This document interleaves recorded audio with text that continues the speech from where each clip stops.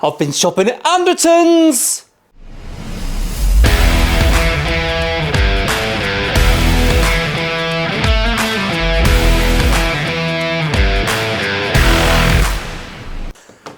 Right, hands up, who watches the Andertons YouTube channel? I do. I watch everything they fucking put on. I'm an addict. So when I started this series, obviously I was gonna be buying an Andertons guitar. Like I say to everyone in these videos, welcome back. I use the odd bit of profanity. Don't bother complaining. Don't give a shit. Move on if you don't like it, all right? It's fine. This is a grown-ups channel and you're watching someone who's not particularly grown up, but that's irrelevant, it's irrelevant. I've bought an East Coast guitar. I've seen the comments on the Andertons channel about East Coast guitars, and I've seen comments in forums where people let their fucking hair down and they're a bit shitty. Oh, they're bound to plug them and say they're amazing because it's their brand. Well, I don't really know the ins and outs, but I had to try it, and this is a £99 guitar. Very, very tempting to clickbait the fuck out of the whole world and call this video Andertons Guitars the Expose, because I think it might have broke the internet. But that wouldn't have been fair on you lot because it's bullshit. So to let the cat out of the bag before I've let the guitar out of the box, that's quite a good little saying, I might use that one again. This is the winner.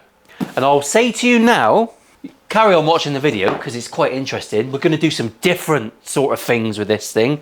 If you're not American and you don't watch some of the shit YouTube that I watch, S tier is something that the Yanks do. All right, you have A, B, C, and S tier is like super duper something, whatever, but that's the best. All right, it still goes from top to bottom. I don't want to confuse the old British geezers that watch the channel and they go, what the fuck's S? It's good, it just means good, all right?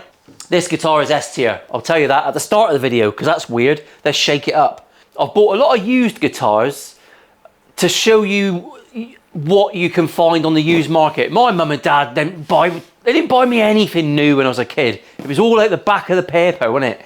Used, and you fucking get on with it. I was lucky enough to have an Epiphone acoustic guitar for 20 years when I was learning.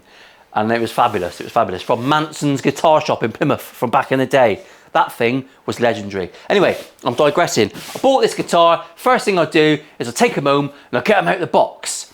Got this one out of the box last night. Didn't get up off the sofa for an hour. This thing is a world beater. It's brilliant. Shall I get it out for you?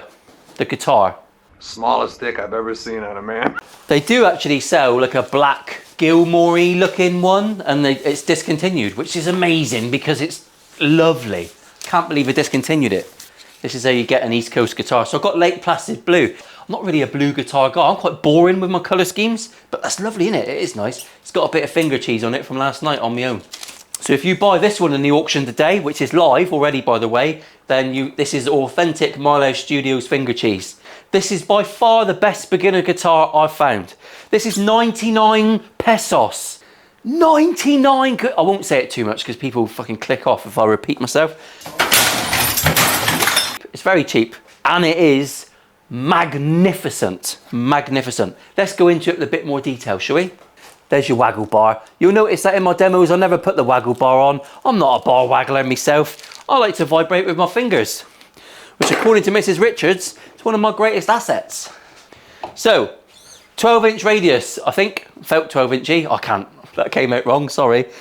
Nut is cut a smidgen higher than you'd want, but perfectly fine. Perfectly, you could play this guitar, and I have been.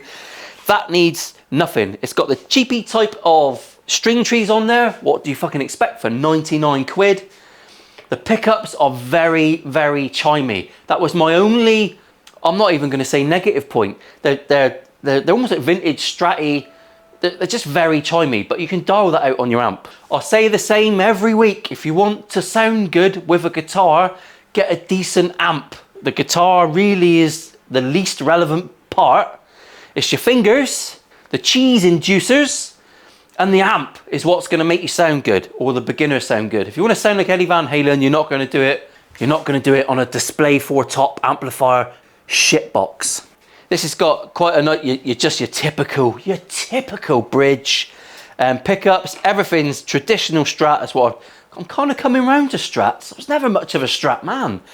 Maple neck.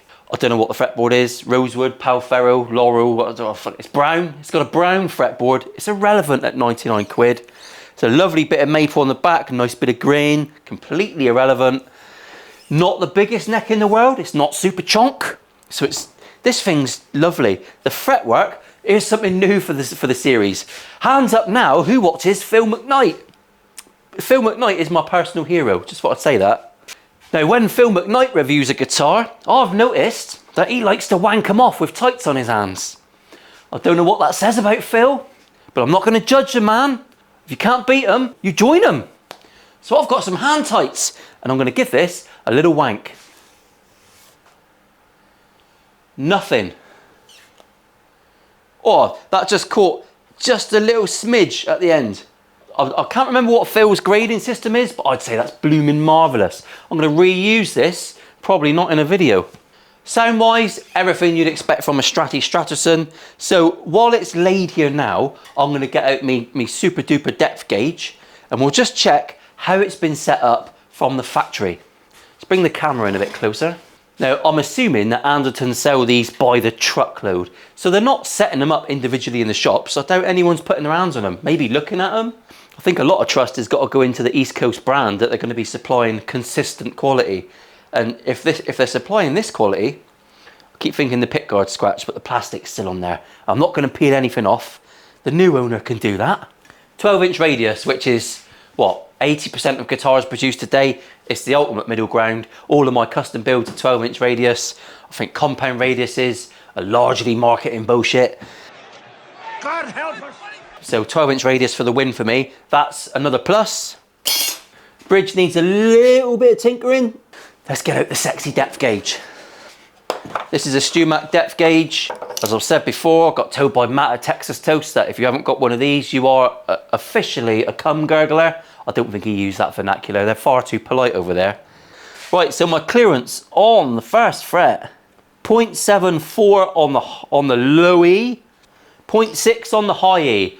Perfect. I normally aim for 0.6 on the low, 0.5 on the high. So we are 0.1 of a mil different to how I would have cut that nut in. So I don't have to do anything there. How I judge these guitars, you might not agree with everything I say, but you know by now that I don't give a flying fuck about that. You're just getting my opinion because you're in my house. Thanks for everyone that talks about me on podcasts and spreads the word. Love all that.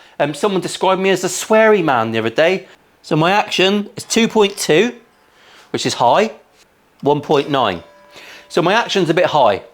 I've got lots of adjustment on here, but the first thing you need to look at is the straightness of your neck. So we'll do that. I'm not even going to take the strings off this guitar. I'm doing very little. I'm checking it over and I'm just giving it the ultimate setup. And that speaks wonders for me. So I've got the normal bit of neck relief.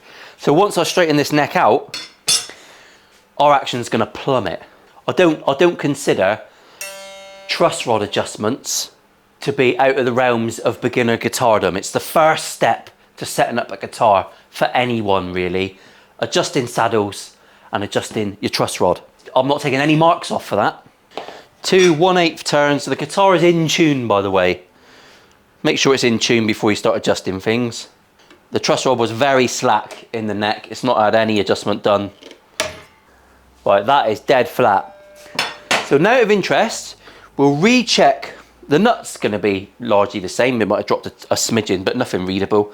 Let's try the action now at the 12th fret. 1.68 on the low E, 1.3 mil on the high. That is, let's be honest, 1.3 mil action is bloody low. It is really low. On a £99 guitar, it's unheard of. It's brilliant. That's the action I'm normally aiming at when I've done a full fret leveling recrown. Shredders will go lower, but if you strum a shredder's guitar acoustically, it'll be a pile of shit because it's buzzing out everywhere. But when you plug it in, you don't hear that. Bear that in mind. It's not an acoustic guitar. That is as low as I would ever want to go there. Next step now is just to check that the arc of my strings is set up for 12-inch. A lot of 12-inchers being referenced in this one, isn't it? Just for reference, that's a 12-inch radius. So if I'm on the strings, you've got to get down level with it. And when you push down on the strings, they want to all be moving at the same time. The G string is a smidgen low. You can see when I do that, hopefully you can pick that up, the G string is not moving. So the G string's got to come up a little bit. You want to make sure that both feet of the saddle are both firmly down. There's nothing loose there.